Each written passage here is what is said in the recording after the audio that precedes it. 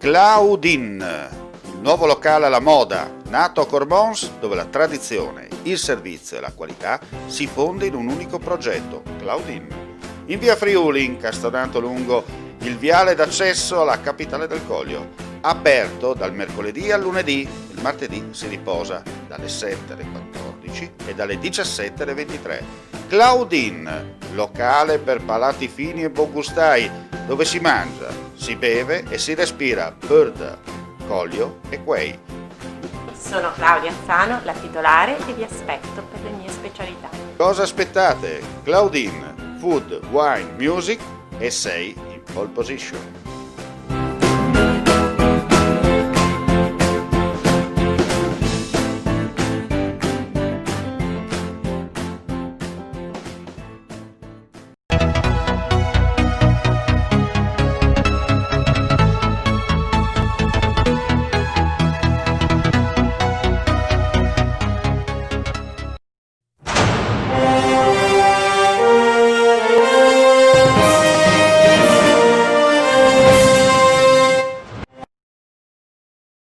Da oggi l'ingresso in Slovenia è consentito solo se in possesso di un test che certifichi la negatività al Covid-19 non superiore alle 48 ore antecedenti oppure con uno rapido antigene. Ma se Atene piange, Sparta non ride, in particolare per quelle imprese agricole con terreni nella provincia di Gorizia non esentati dagli obblighi di legge oltre confine.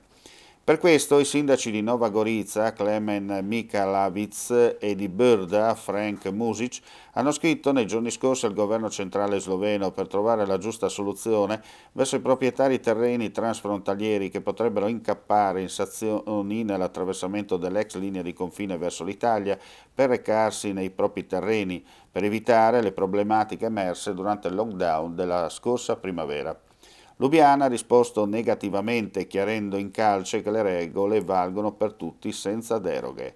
I due amministratori locali, dal canto loro, hanno espresso il vivo e forte rammarico, sottolineando il fatto che un dipendente sloveno possa lavorare tranquillamente in Italia, andare e venire senza tanti problemi, mentre un proprietario terreno, la maggior parte si tratta di imprese agricole di stampo familiare, non possono svolgere la propria attività senza subire questi cavilli burocratici. Salvo dietro fronte soluzioni all'italiana, per ora Lubiana tiene dritta la barra.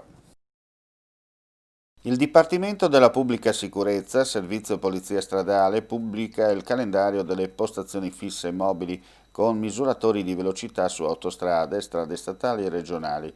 L'iniziativa è pensata per promuovere la sicurezza stradale. L'intenzione non è quindi quella di sanzionare, ma di informare e sensibilizzare gli automobilisti alla guida prudente e rispettosa del codice della strada. La Polizia Stradale utilizza i seguenti strumenti per il controllo puntuale della velocità: l'autovelox 104/C, l'autovelox 105, l'autovelox 106, telelaser TrueCam. Inoltre, sulle strade la Polizia Stradale utilizza anche sistemi complessi per il controllo della velocità media sulle autostrade. Il sistema Tutor, che a oggi copre circa 1060 km di carreggiate autostradali.